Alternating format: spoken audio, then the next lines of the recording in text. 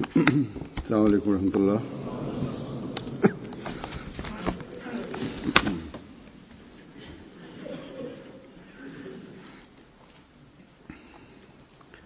أشهد أن لا إله إلا الله وحده لا شريك له وأشهد أن محمدا عبده ورسوله أما بعد فأعوذ بالله من الشيطان الرجيم بسم الله الرحمن الرحيم الحمد لله رب العالمين الرحمن الرحيم مالك يوم الدين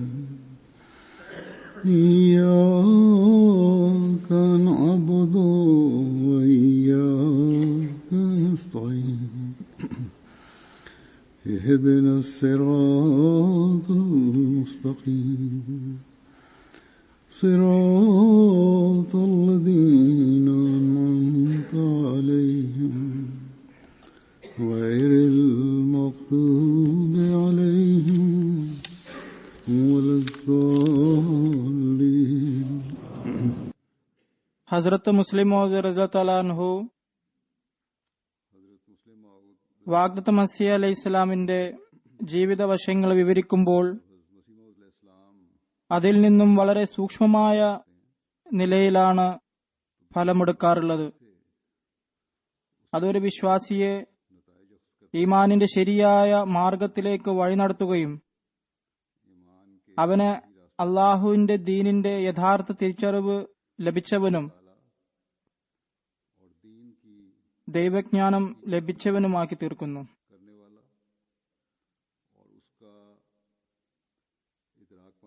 ഒരിക്കൽ അദ്ദേഹം തന്റെ ഒരു പ്രസംഗത്തിൽ ആയത്തുൽ കുർസിയുടെ വ്യാഖ്യാനം നൽകുകയായിരുന്നു. അതിലെ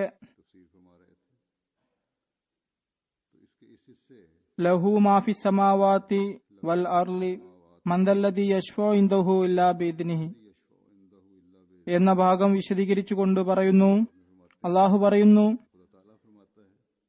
നിങ്ങളുടെ നാഥൻ ആകാശഭൂമികളുടെ ഉടമസ്ഥനായിരിക്കെ അവനെതിരിൽ മറ്റാരെങ്കിലും ഉടമസ്ഥനാക്കാൻ നിങ്ങൾക്കെങ്ങനെയാണ് കഴിയുക? തങ്ങൾ ദൈവത്തോടല്ലാതെ മറ്റാരോടും ചോദിക്കുകയില്ലെന്ന് ജനങ്ങൾ പറയുന്നു. അള്ളാഹു അല്ലാത്തവർ ആരാധിക്കാറില്ലെന്ന് പറയുന്നു. എന്നാൽ അവരോട് നേർച്ച വെക്കുകയും മുറാദുകൾ ചോദിക്കുകയും ചെയ്യുന്നു. അവർ ദൈവത്തിന്റെ സമീപസ്ഥരും അവർ ദൈവസന്നിധിയിൽ തങ്ങൾക്കു വേണ്ടി ഷഫാഅത്ത് ശുപാർശ ചെയ്യും എന്നവർ കരുതുന്നു. പറയുന്നു, അള്ളാഹു പറയുന്നത് തന്റെ കൽപ്പനയില്ലാതെ ആർക്കും ഷഫാഅത്ത് ശുപാർശ നടത്താനാവില്ലെന്നാണ്. ഇക്കാലഘട്ടത്തിൽ വാഗ്ദത്ത മസീഹിനേക്കാൾ വലിയ മനുഷ്യൻ ആരാണ്? എന്നാൽ വാഗ്ദത്ത മസീഹ് അലൈഹി സ്വലാം ഒരിക്കൽ നവാബ് മുഹമ്മദ് അലി ഖാൻ സാഹിബിന്റെ മകൻ അബ്ദുറഹീം ഖാനു വേണ്ടി അദ്ദേഹം രോഗിയായപ്പോൾ അബ്ദുറഹീം ഖാനു വേണ്ടി ദുആ ചെയ്തപ്പോൾ അവൻ രക്ഷപ്പെടുകയില്ല എന്ന് വെളിപാടുണ്ടായി. അദ്ദേഹം ചിന്തിച്ചു, നവാബ് സാഹിബ് തന്റെ എല്ലാം ഉപയോഗിച്ചുകൊണ്ടാണ് കാദിയാനിൽ വരുന്നത്. അദ്ദേഹത്തിന്റെ മകൻ മരിച്ചാൽ അത് അദ്ദേഹത്തിന് വല്ലാത്ത പരീക്ഷണമായിരിക്കും. അങ്ങനെ അദ്ദേഹം ദൈവസന്നിധിയിൽ കേണപേക്ഷിച്ചു, ദൈവമേ, ഞാൻ ഈ കുട്ടിയുടെ ആരോഗ്യത്തിനു വേണ്ടി ഷഫാഅത്ത് ചെയ്യുകയാണ്. അപ്പോൾ ഇൽഹാമുണ്ടായി, മന്ദല്ലദി യശ്ഫഉ ഇൻദഹു ഇല്ലാ ബിഇദ്നിഹി, എന്റെ അനുവാദമില്ലാതെ ഷഫാഅത്ത് ചെയ്യാൻ നീ ആരാണ്? നോക്കൂ, വാഗ്ദത്ത മസീഹ് അലൈഹി സ്വലാം എത്ര വലിയ മനുഷ്യനായിരുന്നു. 13 നൂറ്റാണ്ടുകളായി ലോകം അദ്ദേഹത്തെ പ്രതീക്ഷിച്ചിരിക്കുകയായിരുന്നു. എന്നാൽ അദ്ദേഹവും ഷഫാഅത്ത് ചെയ്യുമ്പോൾ അള്ളാഹു പറയുന്നു, അനുവാദമില്ലാതെ ഷഫാഅത്ത് ചെയ്യാൻ നീ ആരാണ് എന്ന്. ഹസ്രത്ത് സാഹിബ് പറയുന്നു, എനിക്ക് ഈ ഇൽഹാം ഉണ്ടായപ്പോൾ ഞാൻ അള്ളാഹുവിന്റെ സന്നിധിയിൽ വീഴുകയും അവന്റെ മുന്നിൽ വിറക്കുകയും ചെയ്തു. ജീവൻ പോയ അവസ്ഥയായിരുന്നു എന്റേതെന്ന്. എന്നാൽ ഈ അവസ്ഥ ഉണ്ടായപ്പോൾ അള്ളാഹു പറഞ്ഞു, ശരി, ഷഫാത്ത് ചെയ്യാനുള്ള അനുവാദം ഞാൻ നൽകുകയാണ്, ഷഫാത്ത് ചെയ്തുകൊള്ളൂ. അങ്ങനെ അദ്ദേഹം ശുപാർശ ചെയ്തു. അങ്ങനെ അബ്ദുറഹീം ഖാൻ ആരോഗ്യം വീണ്ടും കിട്ടി. അള്ളാഹുവിന്റെ അനുഗ്രഹമായിരുന്നു അത്. എന്നാൽ ഈ ദുആ സ്വീകരിക്കപ്പെടുകയും ഷഫാത്തിനുള്ള അനുവാദം ലഭിക്കുകയും ചെയ്തു. വാഗ്ദത്ത മസീഹിനെ പോലുള്ള മനുഷ്യനോട് ശുപാർശ ചെയ്യാൻ നീ ആരാണ് എന്ന് ചോദിക്കുമ്പോൾ വലിയ ആളുകളെന്ന് ചമഞ്ഞു നടക്കുന്നവർക്ക് ശുപാർശ ചെയ്യാൻ എന്ത് അർഹതയാണുള്ളത്? ഹദീസുകളിൽ നിന്ന് മനസ്സിലാകുന്നത് നബി സല്ലല്ലാഹു അലൈഹി വസല്ലം അനുവാദം ലഭിച്ചപ്പോൾ മാത്രമാണ് ശുപാർശ ചെയ്തിരുന്നതെന്നാണ്. എനിക്ക് മറ്റൊരാൾ ശുപാർശ ചെയ്യുമെന്ന് പറയുന്നവൻ എത്രമാത്രം അജ്ഞനാണ്. ഈ തെറ്റായ ചിന്ത നമ്മുടെ രാജ്യത്തെ ജനങ്ങളിലും സമൂഹത്തിലും ഖബർ പൂജയിൽ അകപ്പെടുത്തിയിരിക്കുകയാണ്. അങ്ങനെ അവർ ശിർക്ക് ചെയ്യുന്നവരായിരിക്കുന്നു, പീറുമാരെ പൂജിക്കാൻ തുടങ്ങി. ആയതിനാൽ ഈ കാര്യം ഓരോ അഹമ്മദിയും ഓർമ്മ വെക്കേണ്ടതാണ്. അള്ളാഹു നബി സല്ലല്ലാഹു അലൈഹി വസല്ലം തിരുമേനിയോട് പോലും പറഞ്ഞത് അനുവാദമുണ്ടെങ്കിൽ ശുപാർശ ചെയ്യാനാവൂ എന്നാണ്. അള്ളാഹു വാഗ്ദത്ത മസീഹിന് തന്റെ ശക്തിയുടെ അത്ഭുത അടയാളങ്ങൾ കാണിച്ചിരുന്നത് എങ്ങനെയാണ് എന്നതിന് ഉദാഹരണം നൽകിക്കൊണ്ട് ഹസ്രത്ത് മുസ്ലിം റളിയല്ലാഹു അൻഹു പറയുന്നു, ഒരിക്കൽ ഹുസൂർ അലൈഹി സ്വലാത്തു വസ്സലാമിന് ചുമ ബാധിച്ചു. തന്റെ ചെറുമകനായ മുബാറക് അഹമ്മദിന്റെ ശുശ്രൂഷയിൽ അദ്ദേഹം രാത്രി മുഴുവനും ഉണർന്നിരിക്കാറുണ്ടായിരുന്നു. അത് മുസ്ലിമോദ് റളിയല്ലാഹു അൻഹു പറയുന്നു, ആ ദിവസങ്ങളിൽ ഏതാണ്ട് 12 മണിയോടടുത്തായിരുന്നു ഞാൻ ഉറങ്ങാൻ കിടന്നിരുന്നത്.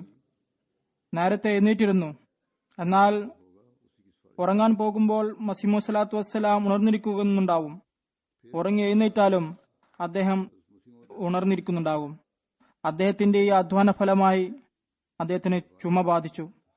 ആരോഗ്യം മോശമാവാൻ തുടങ്ങി. മുസ്ലിം പറയുന്നു, അദ്ദേഹത്തിന് മരുന്നും മറ്റും നൽകേണ്ട ചുമതല എനിക്കായിരുന്നു. ആരെയെങ്കിലും ഒരു പണി ഏൽപ്പിച്ചാൽ അതിൽ സ്വാധീനം ചെലുത്തുക സ്വാഭാവികമാണ്. ഞാനും എന്റെ കമ്പൗണ്ടറുടെ അവകാശത്തിലൂടെ അദ്ദേഹത്തിന്റെ ഭക്ഷണപാനീയങ്ങളുടെ കാര്യത്തിൽ സ്വാധീനം ചെലുത്തണമെന്ന് വിചാരിച്ചു. ഒരു നിർദ്ദേശം എന്ന നിലയിൽ പറയാറുണ്ടായിരുന്നു, ഇത് തിന്നരുത്, അത് തിന്നരുത് എന്നൊക്കെ. അതിൽ ഖലീഫത്തുൽ മസീഹ് അവ്വലിന്റെ മരുന്നും തയ്യാറാക്കി ഉപയോഗിക്കാറുണ്ടായിരുന്നു. ഇംഗ്ലീഷ് മരുന്നും ഉപയോഗിക്കാറുണ്ടായിരുന്നു. എന്നാൽ ചുമ കൂടിക്കൊണ്ടേയിരുന്നു. 1907 സംഭവമാണ്. മുർത്തദ്ദായ അബ്ദുൽ ഹക്കീം അദ്ദേഹത്തിന്റെ ചുമയെക്കുറിച്ച് വായിച്ചറിഞ്ഞ് എഴുതുകയുണ്ടായി, മിർസ സാഹിബ് ക്ഷയരോഗം ബാധിച്ച് മരിക്കുമെന്ന്. അതിനാൽ തെറ്റായ രീതിയിൽ പോലും അയാൾക്ക് സന്തോഷിക്കാനുള്ള ഒരു കാരണം ഉണ്ടാകരുത് എന്ന് ഞങ്ങൾ ആഗ്രഹിച്ചു. എന്നാൽ അദ്ദേഹത്തിന് നല്ല ചുമയുണ്ടായിരുന്നു. അദ്ദേഹത്തിന്റെ ശ്വാസം നിലച്ചുപോകുമോ എന്ന് ഭയപ്പെടുമാറ് ചുമച്ചിരുന്നു അദ്ദേഹം. ആ അവസ്ഥയിൽ പുറത്തുനിന്നും ഒരു സുഹൃത്ത് വന്ന് ഉപഹാരമെന്നോണം കുറച്ച് പഴങ്ങൾ കൊണ്ടുവന്നു തന്നു. മുസ്ലിമോദ് പറയുന്നു, ഞാനത് ഹുസൂറിന് മുമ്പാകെ സമർപ്പിച്ചു. അദ്ദേഹം അത് നോക്കിയതിനു ശേഷം സുഹൃത്തിനോട് ജസാക്കല്ലാ എന്ന് പറയാൻ പറഞ്ഞു. അതിൽ നിന്ന് ഏതാണ്ട് ഒരു വലിയ പഴമെടുത്തു. മുസ്ലിമോദ് പറയുന്നു, ഞാൻ മരുന്നും മറ്റും കുടിപ്പിക്കാറുള്ളതിനാലോ അല്ലെങ്കിൽ എനിക്ക് ഒരു പാഠം നൽകുന്നതിനോ വേണ്ടി മസീഹ് സ്വലാത്തു വസ്സലാം പറഞ്ഞു, ഇത് ചുമക്ക് എങ്ങനെയായിരിക്കും? ഞാൻ പറഞ്ഞു, അത് നല്ലതല്ല. അദ്ദേഹം പുഞ്ചിരിച്ചു, തോലുരിച്ച് ഭക്ഷിക്കാൻ തുടങ്ങി. ഞാൻ പറഞ്ഞു, നല്ല ചുമയുണ്ട്, ഈ സാധനം ചുമക്ക് നല്ലതല്ല. അദ്ദേഹം വീണ്ടും പുഞ്ചിരിച്ചു, എന്നിട്ട് തിന്നുകൊണ്ടിരുന്നു. ഞാൻ എന്റെ അജ്ഞത കൊണ്ട് വീണ്ടും നിർബന്ധിച്ചു, ഇത് തിന്നരുത് എന്ന്. അപ്പോൾ അദ്ദേഹം പുഞ്ചിരിച്ചുകൊണ്ട് പറഞ്ഞു, ചുമ അകന്നിരിക്കുന്നുവെന്ന് എനിക്കിപ്പോൾ ഇൽഹാമുണ്ടായിരിക്കുന്നു. അങ്ങനെ ചുമ അപ്പോൾ മുതൽക്ക് തന്നെ മാറി തുടങ്ങി. എന്നാൽ അപ്പോൾ മരുന്നൊന്നും ഉപയോഗിച്ചിരുന്നില്ല, ഭക്ഷണ നിയന്ത്രണവും ചെയ്തിട്ടുണ്ടായിരുന്നില്ല. എന്നല്ല, ഭക്ഷണ നിയന്ത്രണം നടത്താതെ തന്നെ ചുമ സുഖപ്പെട്ടു. ഇതിനു മുമ്പ് 1 മാസമായി ചികിത്സ നടന്നുകൊണ്ടിരുന്നിട്ടും ചുമ സുഖപ്പെട്ടിരുന്നില്ല. അതിനാൽ അള്ളാഹുവിന്റെ പ്രവൃത്തികളാണിവ. പറയുന്നു, ഭക്ഷണം നിയന്ത്രിച്ചില്ലെങ്കിൽ അസുഖം കൂടാറുണ്ടെങ്കിലും ചികിത്സ മുഖേന രോഗം സുഖപ്പെടാറുണ്ടെങ്കിലും എന്നാൽ അള്ളാഹു ആഗ്രഹിക്കുമ്പോൾ അള്ളാഹു അതിൽ സ്വാധീനം ചെലുത്തുന്നു. പ്രാർത്ഥന എന്ന ആയുധം അള്ളാഹു മനുഷ്യനെ പഠിപ്പിച്ചതും അതുകൊണ്ടാണ്. അതായത്, ഞാൻ സ്വാതന്ത്ര്യം ആഗ്രഹിക്കുന്നില്ല, എന്റെ ഈ അവസ്ഥ കാരണം ഞാൻ പൊറുതിമുട്ടിയിരിക്കുകയാണ്. നീ ദയവ് ചെയ്ത് എന്റെ കാര്യങ്ങൾ ചെയ്തു തന്നാലും എന്ന് പ്രാർത്ഥിക്കാൻ. തന്റെ ദാസൻ തന്നിൽ ഭരമേൽപ്പിച്ചിരിക്കുന്നുവെന്ന് അള്ളാഹു കാണുന്നു. അവന്റെ കാര്യത്തിൽ ഇടപെടാൻ അവൻ ആഗ്രഹിക്കുകയും ചെയ്യുന്നു. അപ്പോൾ അവൻ തന്റെ ശക്തിപ്രഭാവത്തിന്റെ മാതൃക കാണിക്കുന്നതാണ്. അത് മുസ്ലിം മോഹൻഹു ഈ സംഭവം ഉദാഹരിച്ചതിനു ശേഷം വിശ്വാസത്തെ രൂഢമൂലമാക്കുന്ന മറ്റൊരു ഉദാഹരണം നൽകുകയുണ്ടായി. അത് ലേഖ്രാമുമായി ബന്ധപ്പെട്ടതാണ്. ലേഖ്രാമിന്റെ സംഭവവും ഈ കാര്യത്തിന് ഉദാഹരണമായി കാണിക്കാവുന്നതാണ്. അള്ളാഹു വിചാരിച്ചാൽ രക്ഷയുടെ എല്ലാ ഏർപ്പാടുണ്ടായാലും മനുഷ്യന് രോഗം ബാധിക്കുന്നു. ലേഖ്രാമിന്റെ കാര്യത്തിൽ അള്ളാഹു പറഞ്ഞിരുന്നു, ഇല്ലാമുണ്ടായിരുന്നു, ഈദ് പെരുന്നാളിന്റെ 2-ാം ദിവസം അയാൾ മരണപ്പെടുമെന്ന്. അത് 6 വർഷത്തിനുള്ളിലായിരിക്കും. 6 വർഷത്തിൽ 1-2 ദിവസത്തേക്ക് അദ്ദേഹത്തിന്റെ സുരക്ഷാ ഏർപ്പാടുകൾ ചെയ്യുക വലിയ ബുദ്ധിമുട്ടുള്ള കാര്യമല്ല. അത് അയാളുടെ കഴിവിൽപ്പെട്ടതുമായിരുന്നു. ഈ ദിവസങ്ങളിൽ പ്രത്യേക സുരക്ഷാ സന്നാഹങ്ങൾ ഒരുക്കാമായിരുന്നു. എന്നാൽ ഇതൊക്കെ ഉണ്ടായിട്ടും അള്ളാഹു വാഗ്ദത്ത മസീഹിന്റെ പ്രവചനം പൂർത്തിയാക്കുകയുണ്ടായി. എന്നാൽ ബാഹ്യമായ ഏർപ്പാടുകൾ ഇതിനെതിരായിരുന്നു. മാർച്ച് 6-ന് അദ്ദേഹത്തിന്റെ മരണം വിധിക്കപ്പെട്ടിരുന്നു. മാർച്ച് 1-ന് മുൾത്താനിലെത്തണമെന്ന് സഭ അയാളോട് നിർദ്ദേശിക്കുകയുണ്ടായിരുന്നു. ഹിന്ദുക്കളുടെ കമ്മിറ്റിയായിരുന്നു അത്. അവിടെ മാർച്ച് 4 വരെ ലേഖ്രാം ലെക്ചർ നൽകുകയുണ്ടായി. പിന്നീട് സഭ അയാളോട് സഖയിലേക്ക് പോകണമെന്ന് കമ്പി സന്ദേശം അയച്ചു. എന്നാൽ അവിടെ പ്ലേഗ് ബാധിച്ചത് കാരണം മുൾത്താനിൽ ആര്യ സമാജികൾ അയാളെ അവിടെ പോകാൻ അനുവദിച്ചില്ല. പിന്നീട് പണ്ഡിറ്റ് ലേഖ്രാം മുസഫർഖഡ് പോകാനായി തയ്യാറായി. എന്നാൽ അയാൾ നേരെ ലാഹോറിലേക്ക് തിരിച്ചത് എന്തിനാണെന്ന് അറിയില്ല. മാർച്ച് 6-ന് ഉച്ചയ്ക്ക് ഇവിടെ എത്തി. അയാൾ ആ ദിവസം മടങ്ങി വന്നില്ലായിരുന്നെങ്കിൽ ഈ പ്രവചനം പുലരുമായിരുന്നില്ല. എന്നാൽ പുറത്ത് താമസിക്കാനുള്ള അവസരം ഉണ്ടായിട്ടും അയാൾ ലാഹോറിലെത്തി നിശ്ചയിച്ച സമയത്ത് തന്നെ കൊല്ലപ്പെടുകയും ചെയ്തു. ആരോഗ്യവും രക്ഷാസാധനങ്ങളുണ്ടായാലും മനുഷ്യന് നാശം സംഭവിക്കാം എന്നതിനുള്ള ഉദാഹരണമാണിത്. അള്ളാഹു മനുഷ്യപ്രവൃത്തിയിൽ ഇടപെടുന്നുണ്ട്. അവൻ ആഗ്രഹിക്കുമ്പോൾ ഇഷ്ടമനുസരിച്ച് തന്റെ ശക്തിപ്രഭാവം അവൻ കാണിക്കുന്നു. സാഹിബ്സാദ മിർസ മുബാറക് അഹമ്മദ് സാഹിബിനെ കുറിച്ച് പറയുകയുണ്ടായി. മകനെ ശുശ്രൂഷിച്ചതിന്റെ ഫലമായി ഉദർ അലൈഹി സ്വലാത്തു വസ്സലാമിന്റെ ആരോഗ്യത്തെയും അത് ബാധിക്കുകയുണ്ടായി. അദ്ദേഹത്തിന് തന്റെ ഈ മകനോട് സ്നേഹവും ഉണ്ടായിരുന്നു. അതിനെ പരാമർശിച്ചുകൊണ്ട് അതിർ മുസ്ലിം മോദ് ഒരു സംഭവം വിവരിക്കുന്നു. നമ്മുടെ ഒരു ഇളയ സഹോദരനുണ്ട്, മുബാറക് അഹമ്മദ് എന്നായിരുന്നു പേര്. അവന്റെ ഖബർ മസീമു സ്വലാത്തു വസ്സലാമിന്റെ ബെസ്തിമക്കുറിലെ കിഴക്ക് ഭാഗത്താണ് സ്ഥിതി ചെയ്യുന്നത്. മസീമു സ്വലാത്തു വസ്സലാമിന് അവന് വളരെ പ്രിയപ്പെട്ടവനായിരുന്നു. എനിക്ക് ഓർമ്മയുണ്ട്, ഞങ്ങൾ ചെറുപ്പത്തിൽ കോഴി വളർത്താൻ വളരെ താല്പര്യപ്പെട്ടിരുന്നു. എത്രമാത്രം അദ്ദേഹം മുബാറക് അഹമ്മദ് സാഹിബിനെ സ്നേഹിച്ചിരുന്നു, അവനെ ശ്രദ്ധിച്ചിരുന്നുവെന്നാൽ പറയുന്നു, ഞങ്ങൾക്ക് കോഴികളെ വളർത്തുന്നതിൽ വളരെ താല്പര്യമുണ്ടായിരുന്നു.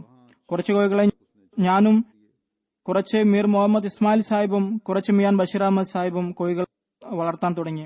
ചെറുപ്പത്തിൽ വളരെ ആവേശത്തോടെ രാവിലെ തന്നെ കൂട് തുറന്ന് മുട്ടകൾ എണ്ണി നോക്കുമായിരുന്നു. എന്നിട്ട് അഭിമാനം കൊള്ളുമായിരുന്നു, എന്റെ കോഴി ഇത്ര മുട്ടയിട്ടു, എന്റെ കോഴി ഇത്ര മുട്ടയിട്ടു എന്നൊക്കെ. ഇതിൽ മുബാറക് അഹമ്മദ് സാഹിബും നമ്മോടൊപ്പം കൂടുമായിരുന്നു. ഒരിക്കൽ യാദൃശ്ചികമായി അവൻ രോഗിയായി. അവനെക്കുറിച്ച് സിയാൽകോട്ടിലെ ഒരു സ്ത്രീ കാര്യങ്ങൾ അന്വേഷിക്കാറുണ്ടായിരുന്നു.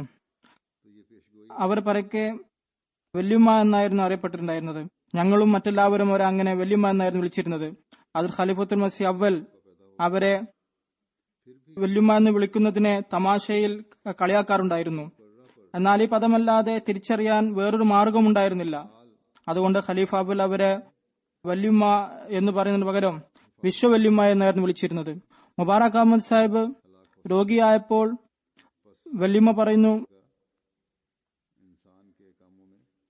രോഗം വന്നത് കോഴികളുടെ പിന്നാലെ പോകുന്നത് കൊണ്ടാണ്, അത് വൃത്തികെട്ട സ്ഥലമാണല്ലോ എന്ന്.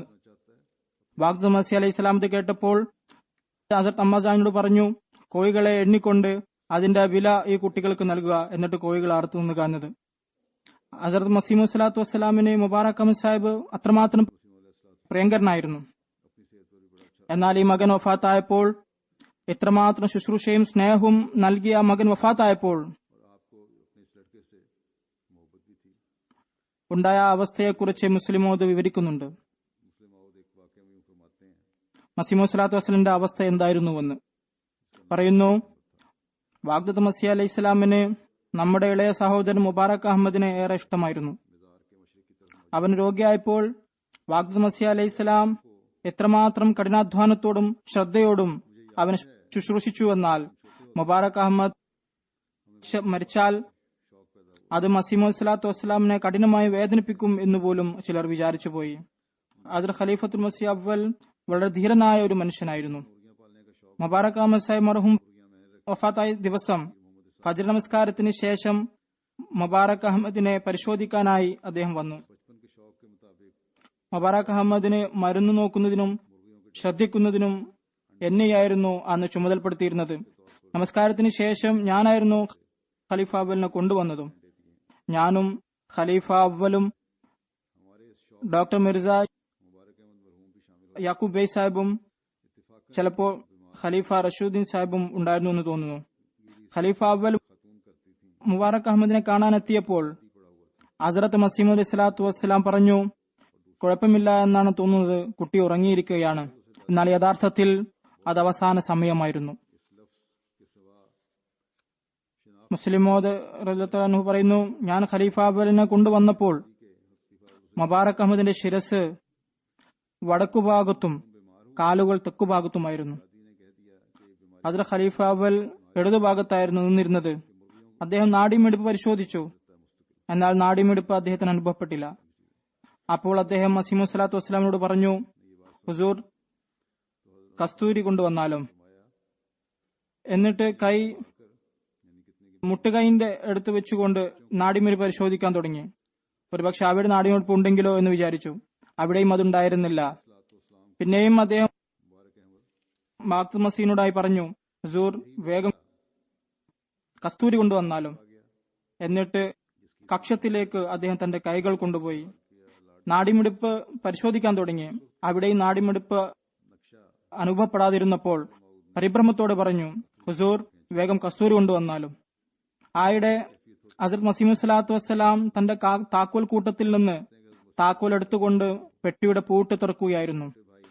അവസാനമായി മൗലവി സാഹിബ് പരിഭ്രാന്തിയോടെ ഹുസൂർ വേഗം കസ്തൂരി കൊണ്ടുവരൂ എന്ന് പറഞ്ഞപ്പോൾ മുബാറക് അഹമ്മദിന്റെ മരണവാർത്ത അറിഞ്ഞാൽ ബാഗ്ദാദ് മസീഹ് അത് വല്ലാത്ത ഒരാഘാതമായിരിക്കുമെന്ന് മനസ്സിലാക്കിയ മൗലവി സാഹിബ് വളരെ ധീരനായിരുന്നിട്ടും കൂടി അദ്ദേഹത്തിന്റെ കാലുകൾ വിറച്ചുപോയി. ഖലീഫ അവലിന് നിൽക്കാൻ കഴിഞ്ഞില്ല. അദ്ദേഹം നിലത്തിരുന്നു. ഹൃദയത്തിൽ എവിടെയെങ്കിലും നാഡിമിടിപ്പ് ഉണ്ടായേക്കുമെന്നും കസ്തൂരി മുഖേന അത് വീണ്ടെടുക്കാമെന്നും അദ്ദേഹം പ്രതീക്ഷിച്ചു. എന്നാൽ ശബ്ദത്തിൽ നിന്നും മനസ്സിലായി പ്രതീക്ഷയ്ക്ക് യാതൊരു വകയില്ല എന്ന്. അദ്ദേഹത്തിന്റെ ശബ്ദത്തിന്റെ ഇടർച്ച കേട്ട ബാഗ്ദാദ് മസീഹ് അലൈഹി സ്വലാമിന് മനസ്സിലായി കുട്ടിയുടെ സമയം അടുത്തിരിക്കുന്നുവെന്ന്. പെട്ടി തുറക്കുന്നത് നിർത്തിവെച്ചുകൊണ്ട് ബാഗ്ദാദ് മസീഹ് അലൈഹി സ്വലാം പറഞ്ഞു, മൗലവി സാഹിബ്, കുട്ടി വഫാത്തായി എന്ന് തോന്നുന്നു. താങ്കൾ പരിഭ്രമിക്കാതെ, ഇത് അള്ളാഹുവിന്റെ അമാനത്തായിരുന്നു. അവൻ തന്നത് അവൻ കൊണ്ടുപോയി. ഇതിൽ നമുക്ക് എന്ത് പരാതിയാണുള്ളത്? വീണ്ടും പറഞ്ഞു, താങ്കൾക്ക് ചിലപ്പോൾ വിചാരിക്കുന്നുണ്ടാവും, ഞാൻ ഒരുപാട് ഇവനെ ശുശ്രൂഷിച്ചതാണല്ലോ, അതുകൊണ്ട് എനിക്ക് അധികം വേദന ഉണ്ടാകുമെന്ന്. ശുശ്രൂഷിക്കുക എന്നത് എന്റെ കടമയാണ്, അത് ഞാൻ നിർവഹിച്ചിരിക്കുന്നു. ഇപ്പോൾ അവൻ വഫാത്തായിരിക്കുകയാണ്. അള്ളാഹുവിന്റെ തൃപ്തിയിൽ ഞാൻ തൃപ്തനാണ്. അങ്ങനെ ആ സമയത്ത് തന്നെ അദ്ദേഹം സുഹൃത്തുക്കൾക്ക് കത്ത് എഴുതാൻ തുടങ്ങി. ഒരിടത്ത് മുസ്ലിമോദ് പറയുന്നു, മരുന്ന് വെച്ച സ്ഥലത്ത് പോസ്റ്റ് കാർഡും കിടപ്പുണ്ടായിരുന്നു. മരുന്ന് എടുക്കുന്നതിന് പകരം അദ്ദേഹം കാർഡ് എടുത്തുകൊണ്ട് പേനെടുത്ത് സുഹൃത്തുക്കൾക്ക് മുബാറക് അഹമ്മദ് വഫാത്തായി എന്ന് കത്തെഴുതാൻ തുടങ്ങി. അള്ളാഹുവിന്റെ അമാനത്തായിരുന്നു, അത് അവൻ എടുത്തിരിക്കുന്നു എന്ന് അവരെ അറിയിച്ചു. യഥാർത്ഥത്തിൽ വിശ്വാസിയുടെ ജോലി എന്നത് ഒരു ഭാഗത്ത് അവൻ തന്റെ കഴിവനുസരിച്ച് മറ്റുള്ളവരെ സേവിക്കുന്നു എന്നതാണ്. ഈ സേവനത്തെ ഒരു പുണ്യകർമ്മമായി അവൻ കാണുന്നു. എന്നാൽ മറുഭാഗത്ത് അള്ളാഹുവിന്റെ ഇച്ഛ പൂർത്തിയാക്കുമ്പോൾ അവൻ ഒരു വിധത്തിലുള്ള പരിഭ്രാന്തിയും ആവലാതിയും പ്രകടിപ്പിക്കുന്നില്ല എന്നതാണ്. സേവനത്തിലുള്ള പുണ്യം തനിക്ക് ലഭിച്ചു എന്ന് അവൻ കരുതുന്നു. എന്നാൽ വേവലാതി കാണിക്കുന്നവർ അവർ ലോകത്തിന്റെ ക്ലേശത അനുഭവിക്കുന്നതോടൊപ്പം പരലോകത്തെ ക്ലേശങ്ങളും അനുഭവിക്കുന്നു. രണ്ട് ക്ലേശങ്ങൾ അനുഭവിക്കുന്നതിനേക്കാൾ നിർഭാഗ്യവാൻ ലോകത്ത് മറ്റാരാണ്? ഈ ലോകത്തും പരലോകത്തുമുള്ള ക്ലേശങ്ങളെ സഹിക്കുന്നവൻ നിർഭാഗ്യവാനല്ലാതെ മറ്റാരാണ്. ഇതേക്കുറിച്ച് തന്നെ അത് മുസ്ലിം തലാൻഹുവിനടുത്ത് കാദിയാനിലെ ജനങ്ങളെ സംബോധന ചെയ്തുകൊണ്ട് പറയുന്നു. ഇവിടെയുള്ളവർ കണ്ടിട്ടുണ്ടാകും, മൗലവി അബ്ദുൽ കരീം സാഹിബിന്റെയും മുബാറക് അഹമ്മദ് സാഹിബിന്റെയും രോഗങ്ങൾ ശുശ്രൂഷിക്കുന്നതിന് ഹുസൂർ അലൈഹി സ്വലാത്തു വസ്സലാം എത്രമാത്രം ശ്രദ്ധിച്ചിരുന്നുവെന്ന്. ഇവ രണ്ടുപേരിലൂടെയും മാത്രമാണ് ജമാഅത്തിന് പുരോഗതി ഉണ്ടാവുക എന്ന് അദ്ദേഹം വിശ്വസിച്ചിരുന്നുവെന്നാണ് പുറമെ നോക്കുന്നവർക്ക് തോന്നിയിരുന്നത്. ആ ദിനങ്ങളിൽ എങ്ങനെ ചികിത്സ നടത്തണം, എന്തൊക്കെയാണ് ചികിത്സകൾ എന്നല്ലാതെ മറ്റൊരു പരാമർശം ഉണ്ടായിരുന്നില്ല. എന്നാൽ ഇവിടെ വഫാത്ത് സമയത്ത് എന്തുണ്ടായി? അത്ഭുതകരമാം വിധം അദ്ദേഹത്തിന്റെ അവസ്ഥ മാറുകയുണ്ടായി.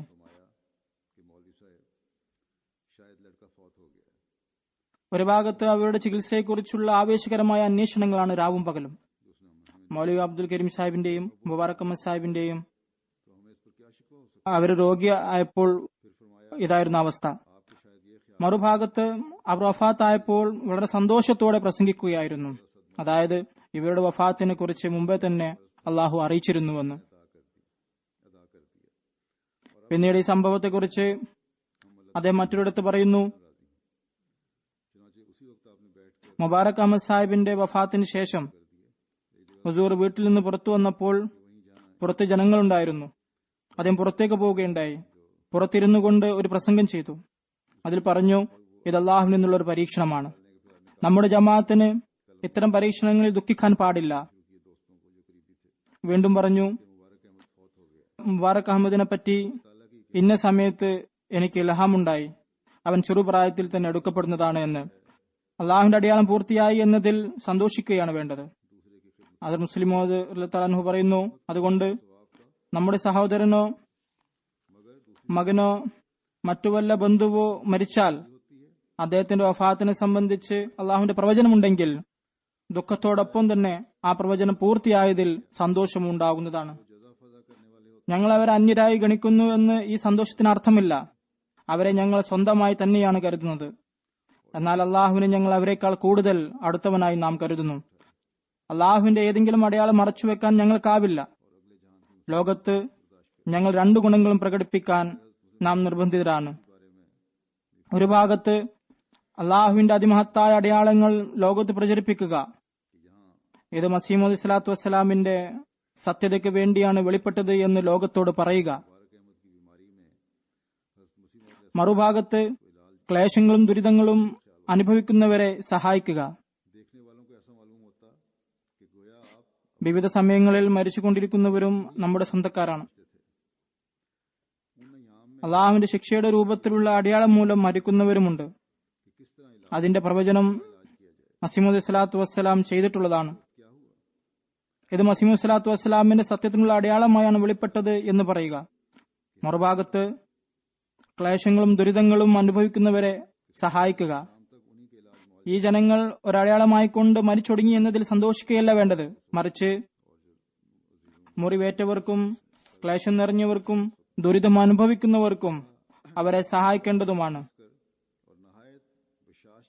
എന്തെന്നാൽ നാം അള്ളാഹുവിന്റെ അടയാളം വെളിപ്പെട്ടതിനു ശേഷം അതിന്റെ പ്രചാരണത്തിൽ ആരുടെയെങ്കിലും വിമർശനത്തെ ഗൗനിക്കുന്നില്ലെങ്കിലും ഞങ്ങളെക്കാൾ ഗുണകാംക്ഷികൾ മറ്റാരുമില്ലെന്ന് ജനങ്ങൾ മനസ്സിലാക്കുന്നതിനു വേണ്ടിയാണ്.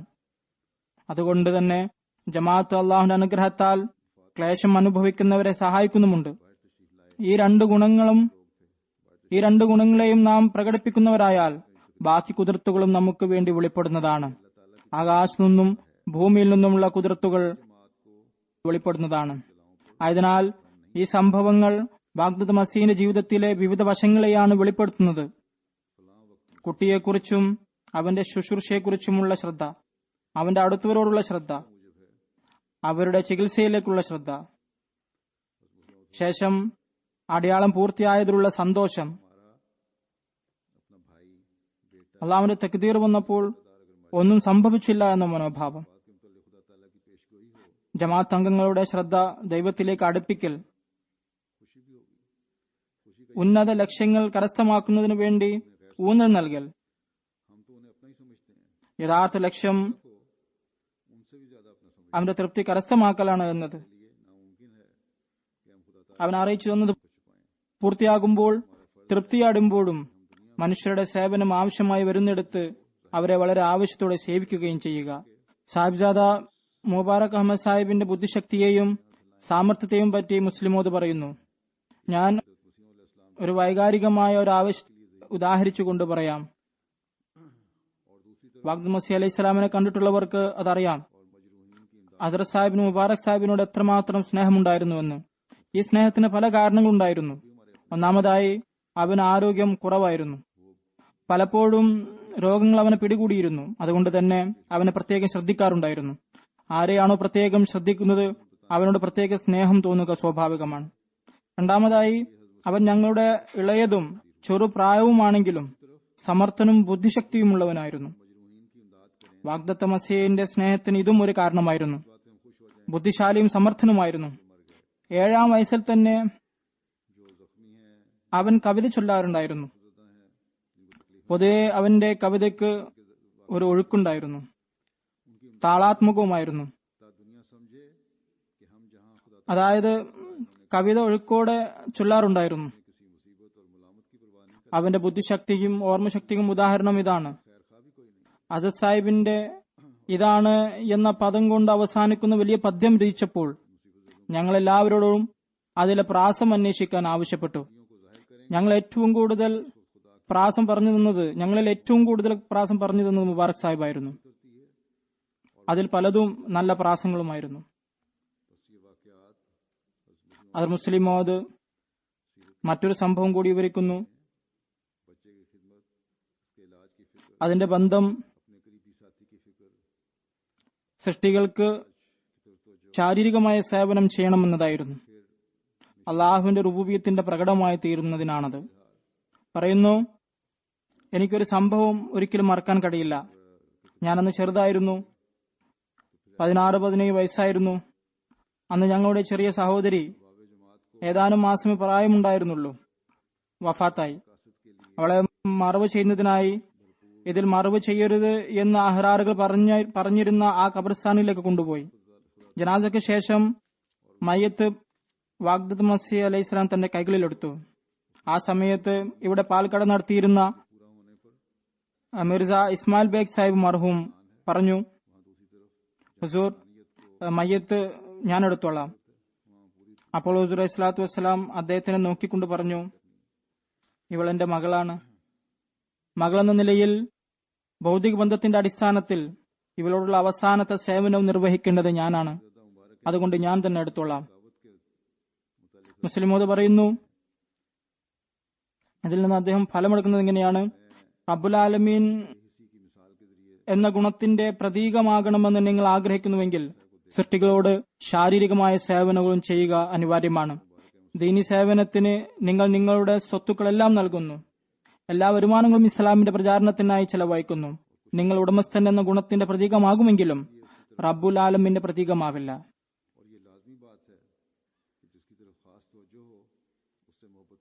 എന്തെന്നാൽ റബ്ബുൽ ആലമീന്റെ പ്രതീകമാകാൻ നിങ്ങൾ നിങ്ങളുടെ കൈകൾ കൊണ്ട് പ്രവർത്തിക്കേണ്ടതാണ്. ദരിദ്രരുടെ സേവനത്തിനായി അരമുറക്കി മുന്നോട്ട് വരേണ്ടതാണ്. റബ്ബുൽ ആലമീന്റെ പ്രതീകമാകുന്നതിനെ സംബന്ധിച്ച മനോഹരമായ വിശദീകരണമാണിത്. നമ്മുടെ കൈകൾ കൊണ്ട് സ്വന്തക്കാരെ മാത്രമല്ല അന്യരെയും സേവിക്കുക. ഒന്ന് ചിന്തിച്ചാൽ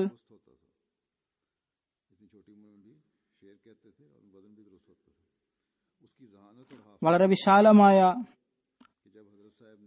ഫലങ്ങളാണ് ഇവയ്ക്കുള്ളത്. പരസ്പരം സേവിക്കുന്നത് മൂലം സമൂഹങ്ങളെ അത് വളരെ സുദൃഢമായി അടുപ്പിക്കുന്നു.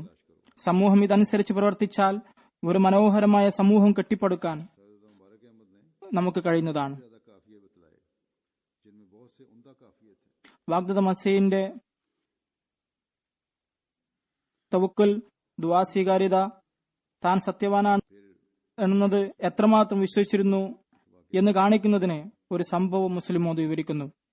വാഗ്ദത്ത് മസീഹ് അലൈഹി ഇസ്ലാമിന്റെ കാലത്ത് ഒരിക്കൽ കപൂർത്തലയിലെ അഹമ്മദികളും അനഹമ്മദികളും തമ്മിൽ അവിടുത്തെ പള്ളിയെ സംബന്ധിച്ച് ഒരു കേസുണ്ടായി. ഈ കേസ് കൈകാര്യം ചെയ്ത ജഡ്ജി അദ്ദേഹം എതിർപ്പോടുകൂടിയ ഒരു മനോഭാവമാണ് വെച്ചു പുലർത്തിയത്. ഇതിൽ കപൂർത്തലയിലെ ജമാഅത്ത് പരിഭ്രമിച്ചുകൊണ്ട് ദുആക്കായി വാഗ്ദത്ത് മസീഹിന് എഴുതി. ഹസ്രത്ത് മസീഹ് സ്വലാത്തു വസ്സലാം ഇതിന് മറുപടിയായി എഴുതി, ഞാൻ സത്യവാനാണെങ്കിൽ പള്ളി നിങ്ങൾക്ക് ലഭിക്കുന്നതാണ്.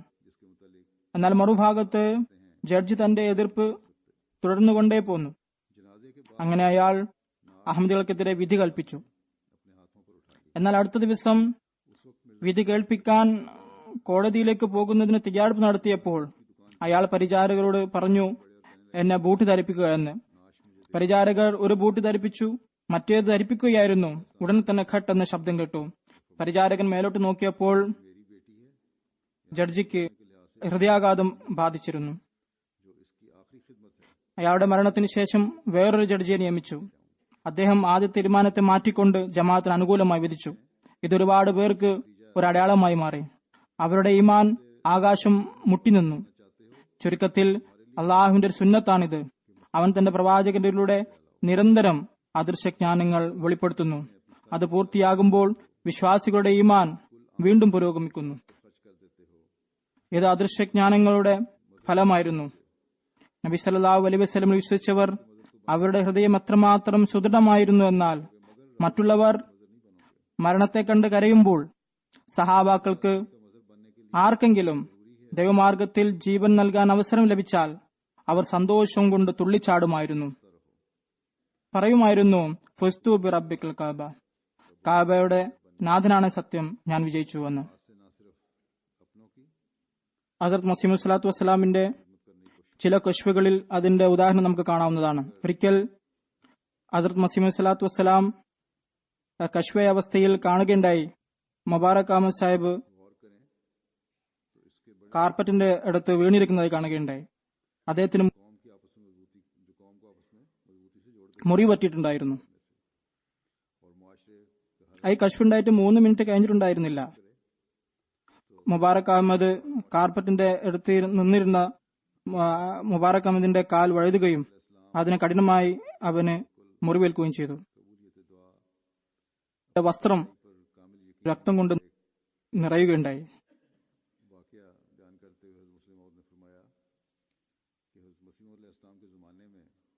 പിന്നീട് ഖാദിയാന്റെ ആദ്യത്തെ അവസ്ഥ വിശദീകരിച്ചുകൊണ്ട് ഖാദിയാന്റെ പുരോഗതിയെ സംബന്ധിച്ചും വിവരിച്ചുകൊണ്ട് പറയുന്നു, ഒരു കാലമുണ്ടായിരുന്നു ഹസ്രത്ത് മസീഹ് സ്വലാത്തു വസ്സലാമിനോടൊപ്പം ഒരാളും ഉണ്ടായിരുന്നില്ല. പിന്നീട് ഒരു കാലമുണ്ടായി അദ്ദേഹത്തിനോടൊപ്പം ആയിരക്കണക്കിന് ആളുകൾ ഒത്തുചേർന്നു. ഇപ്പോൾ ലക്ഷക്കണക്കിനാണ് ആൾക്കാർ അദ്ദേഹത്തിന്റെ ജമാഅത്തിൽ പ്രവേശിച്ചിട്ടുള്ളത്. പിന്നെ വേറൊരു കാലത്ത് പഞ്ചാബിൽ തന്നെയും അദ്ദേഹത്തിൽ വിശ്വസിച്ചിരുന്ന ആരും ഉണ്ടായിരുന്നില്ല. ഇപ്പോൾ ഇന്ത്യയിൽ മാത്രമല്ല ലോകത്തിന്റെ എല്ലാ ഭൂഖണ്ഡങ്ങളിലും അഹമ്മദിയത്ത് വ്യാപിച്ചിരിക്കുകയാണ്.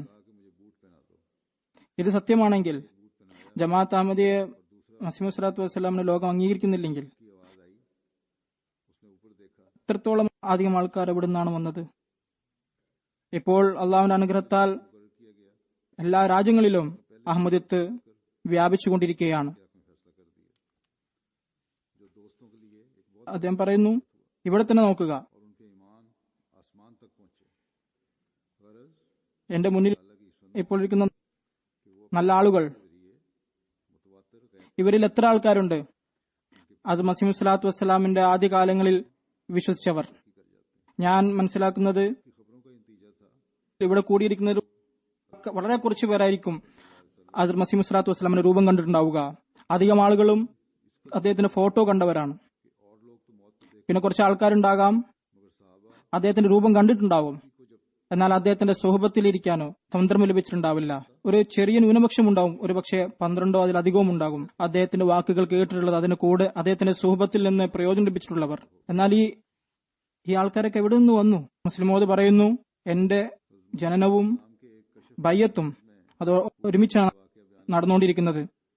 എന്നാൽ എനിക്ക് ബോധം സമയത്ത് പോലും എനിക്ക് ഓർമ്മയുണ്ട്, ഹസ്രത്ത് മസീഹ് സ്വലാത്തു വസ്സലാം നടക്കാനായി ഇറങ്ങുന്ന സമയത്ത് അദ്ദേഹത്തിനോടൊപ്പം വെറും മുഹമ്മദ് അലി സാഹിബ് മാത്രമാണ് ഉണ്ടായിരുന്നത്. ഒരിക്കൽ 1-2 ആൾക്കാരും ചിലപ്പോൾ ഉണ്ടാവാറുണ്ടായിരുന്നു. ഒരിക്കൽ അത് മസീഹ് സ്വലാത്തു വസ്സലാം നടക്കാൻ വേണ്ടി ഈ സ്ഥലത്ത് വരികയുണ്ടായി. അവിടെ മുസൂർ റളിയല്ലാഹു തആല അൻഹു ഖാദിയാനിലെ ഒരു സ്ഥലത്തിലേക്ക് ചൂണ്ടിക്കാണിക്കുകയാണ്. ഇവിടെ നടക്കാൻ വേണ്ടിയിട്ട് ഹുസൂർ വരാറുണ്ടായിരുന്നു. ആ സമയത്ത് ഞാൻ കുട്ടിയായിരുന്നപ്പോൾ ഞാൻ നിർബന്ധം പിടിച്ചു ഞാനും നടക്കാൻ വേണ്ടി വരുമെന്ന്. ആ കാലഘട്ടത്തിൽ ഇവിടെ ഒരുപാട് ചെടികൾ ഉണ്ടാവാറുണ്ടായിരുന്നു. ഇവിടെ ഒരു പ്രത്യേക സ്ഥലത്തേക്കാണ് ഹുസൂർ അൻഹു ചൂണ്ടിക്കാണിച്ചുകൊണ്ടാണ് പറയുന്നത്. ഈ സ്ഥലം മുഴുവനും ഇപ്പൊ ഇവിടെ താലിം ഇസ്ലാം ഹൈസ്കൂൾ, ബോർഡിംഗ്, അതുപോലെ തന്നെ മസ്ജിദും ഒക്കെ ഉണ്ടായിരുന്നപ്പോൾ കാണുന്ന ഈ സ്ഥലം അത് മുമ്പ് വെറും കുറ്റിക്കാട് നിറഞ്ഞ സ്ഥലമായിരുന്നു. അവിടെ ചെടികളല്ലാണ്ട് മറ്റൊന്നും ഉണ്ടായിരുന്നില്ല. ഹസ്രത്ത് മസീഹ് സ്വലാത്തു വസ്സലാം ഈ ഭാഗത്തേക്ക് നടക്കാൻ വേണ്ടി ഇറങ്ങാറുണ്ടായിരുന്നു. എന്റെ നിർബന്ധം കാരണം എന്നെയും കൂടെ കൂട്ടുകയുണ്ടായി. എന്നാൽ കുറച്ചു ദൂരം നടന്നതിന് ശേഷം ഞാൻ ബഹളം വെക്കാൻ തുടങ്ങി, കാരണം ഞാൻ ക്ഷീണിതനായിരുന്നു. അപ്പോൾ ചിലപ്പോൾ മസീഹ് സ്വലാത്തു വസ്സലാം എന്നെ എടുക്കാറുണ്ടായിരുന്നു, ചിലപ്പോൾ ഹാഫിസ് ആമിദ് അലി സാഹിബ് എന്നെ എടുക്കാറുണ്ടായിരുന്നു. ഈ കാഴ്ച എനിക്ക് ഇപ്പോഴും ഓർമ്മയുണ്ട്. അത് എങ്ങനത്തെ കാലമായിരുന്നു എന്നാൽ അത് മസീഹ് സ്വലാത്തു വസ്സലാം അന്ന് വാദം പുറപ്പെടുവിച്ചിട്ടുണ്ടായിരുന്നുവെങ്കിലും അദ്ദേഹത്തെ വിശ്വസിച്ചിട്ടുണ്ടായിരുന്ന വളരെ കുറച്ചേ പേരെ ഉണ്ടായിരുന്നുള്ളൂ. കാദിയാനിൽ വളരെ കുറച്ചു പേരെ അന്ന് വന്നിട്ടുണ്ടായിരുന്നുള്ളൂ. എന്നാൽ ഇന്നത്തെ കാലം നമുക്ക് വീണ്ടും വീണ്ടും നമുക്ക് ഏലാൻ ചെയ്യേണ്ടി വിളംബരപ്പെടുത്തേണ്ടി വരികയാണ്. 1937 കാലഘട്ടമാണ് സാനി റളിയല്ലാഹു അൻഹു പറയുന്നത്. കാദിയാനിൽ ഹിജ്റത്ത് ചെയ്ത് വരുന്നവരിന് മുമ്പായിട്ട് ജനങ്ങൾ ചെയ്യേണ്ടത് ഇജാദത്ത് വാങ്ങണം എന്നാണ്. അനുവാദമില്ലാതെ ആരെങ്കിലും ഹിജ്റത്ത് ചെയ്ത് വരികയാണെങ്കിൽ അവരെ തിരിച്ചു പോകാൻ അവരെ നിർബന്ധിക്കുന്നതാണ്. അതിനാൽ ഈ സംഭവങ്ങൾ ഇത് തീർച്ചയായും നമ്മുടെ ഈമാനും യക്കീനിലും അത് വർധനവുണ്ടാക്കുന്നതാണ്. അള്ളാഹു നമുക്കെല്ലാവർക്കും ഈമാനിലും യക്കീനിലും വർധനവ് ഉണ്ടാക്കി തരുമാറാകട്ടെ. നാം എല്ലാവരും ജമാഅത്തിന്റെ പ്രയോജനപ്രദമായ അസ്തിത്വങ്ങളായി അള്ളാഹു തീർക്കുമാറാകട്ടെ. നമസ്കാരത്തിന് ശേഷം ഞാൻ ജനാസ ഗായബ് നമസ്കരിപ്പിക്കുന്നതാണ്. മുക്കറമ നസീം മഹ്മൂദ സാഹിബുടേതാണ്. സയ്യിദ് മഹമ്മൂദ് ഷാ സാഹിബ് കറാച്ചിയിലെ അവര് ഏപ്രിൽ 27, 2015 58 വയസ്സിൽ വഫാത്തായി. ഇന്നാ ലില്ലാഹി വ ഇന്നാ ഇലൈഹി റാജിഊൻ. മർഹൂമയുടെ പിതാവ്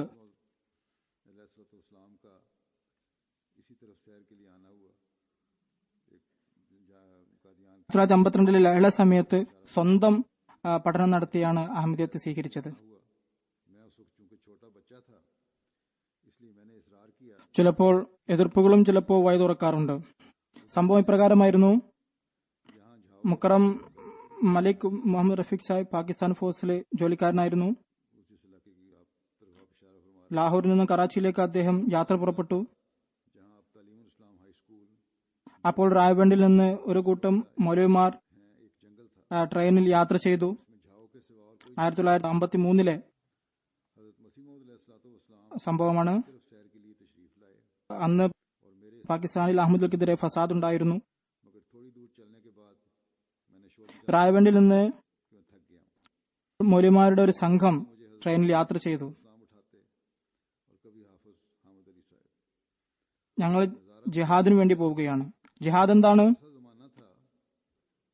കാദ്യാനികളെ ഈ രാജ്യത്തിൽ നിന്ന് തുരത്തുക. അവര് പറയുന്നു ടിക്കറ്റ് ചെക്ക് ചെയ്തപ്പോൾ മലിക് മുഹമ്മദ് റഫീ സാഹിബും അദ്ദേഹത്തിന്റെ ഒരു സുഹൃത്തിന്റെ അടുക്കലുമല്ലാണ്ട് മൗലവിമാരെടുത്ത് ഒരു മൗലവിയിൽ നിന്നും ടിക്കറ്റ് കിട്ടിയില്ല.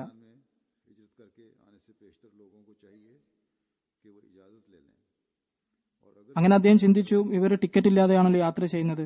ഇവർ സത്യവാന്മാരായിരുന്നുവെങ്കിൽ, ഇവരുടെ ജിഹാദ് സത്യമായിരുന്നുവെങ്കിൽ, ഇവർ ടിക്കറ്റ് ഇല്ലാതെ സഞ്ചരിച്ചുകൊണ്ട് രാജ്യത്തിന്റെ ഖജനാവിന് അവർ നഷ്ടം വരുത്തുമായിരുന്നില്ല. ഇപ്പോൾ വളരെ കൂടുതലായിട്ട് ഇവര് ഈ മൗലവിമാര് നഷ്ടമുണ്ടാക്കിക്കൊണ്ടിരിക്കുകയാണ്. ഏതായാലും ഈ സംഭവത്തിന് ശേഷം അദ്ദേഹം തന്റെ ജോലി സ്ഥലത്ത് കറാച്ചിയിലെത്തിയപ്പോൾ ഓഫീസ് ഇൻചാർജിനോട് അദ്ദേഹം ചോദിച്ചു, നമ്മുടെ യൂണിറ്റിൽ ഏതെങ്കിലും കാദിയാനി ഉണ്ടോ എന്ന്. അദ്ദേഹത്തിന് ആള് ഉണ്ട് എന്ന് മനസ്സിലായപ്പോൾ ഒരഹമ്മദിയുമായിട്ട് അദ്ദേഹം സംസാരിക്കുകയും അദ്ദേഹം ജമാഅത്തിനെ സംബന്ധിച്ച് സന്ദേശം മനസ്സിലാക്കുകയും ചെയ്തു. അങ്ങനെ അദ്ദേഹം ബയ്യത്ത് ചെയ്ത് ജമാഅത്തിൽ പ്രവേശിക്കുകയുണ്ടായി. ഏതായാലും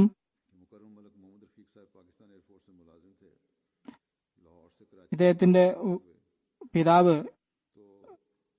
എങ്ങനെയാണ് അഹമ്മദിയത്തിൽ പ്രവേശിച്ചത്?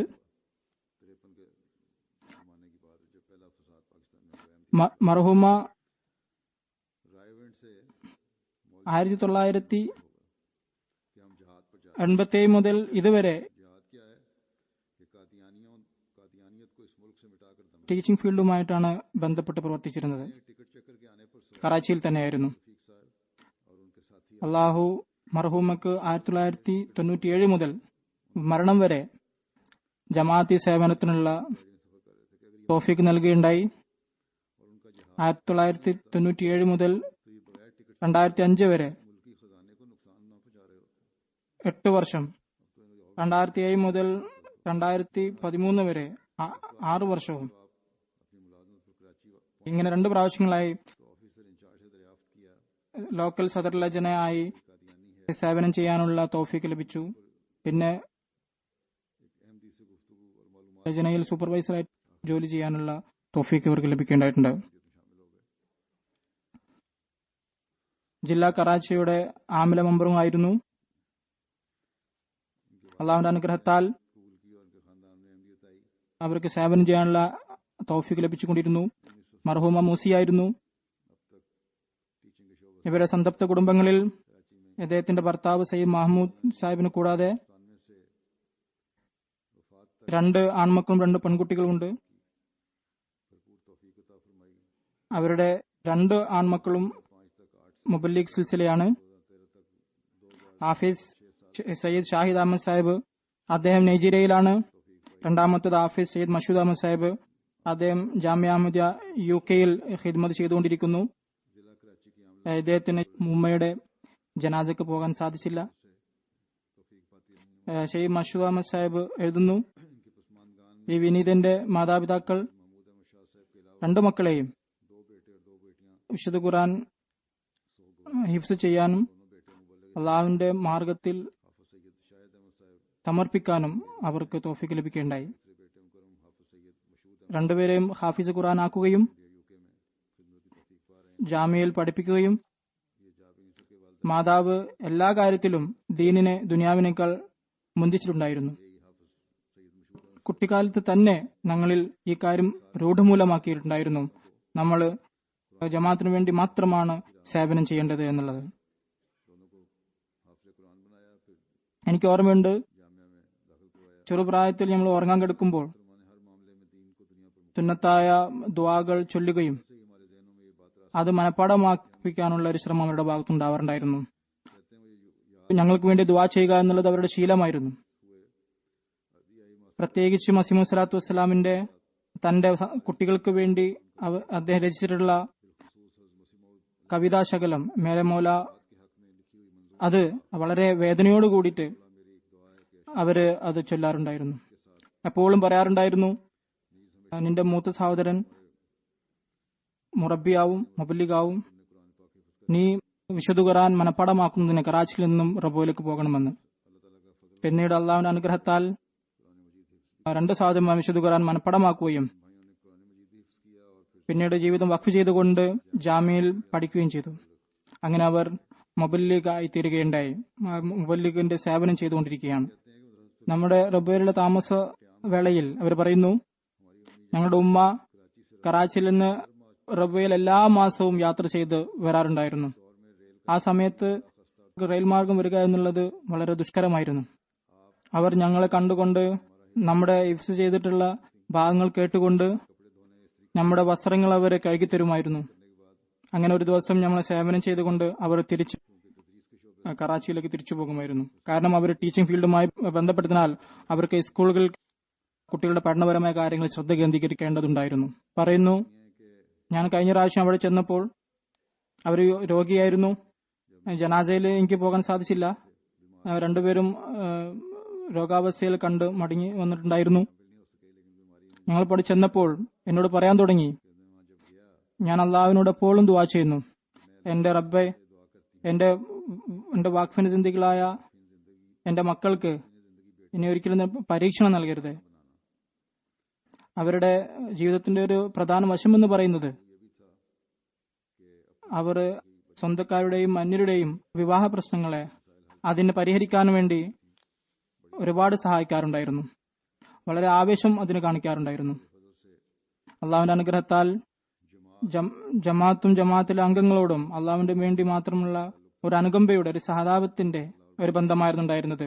അള്ളാഹു മർഹൂമയുടെ ദർജകൾ ഉയർത്തുമാറാകട്ടെ. അവരുടെ സന്താനങ്ങൾക്ക് അവരുടെ നന്മ നിലനിർത്താനുള്ള തൗഫീഖ് നൽകട്ടെ. അവരുടെ ദുആകളുടെ അവകാശികളായി തീർക്കുമാറാകട്ടെ.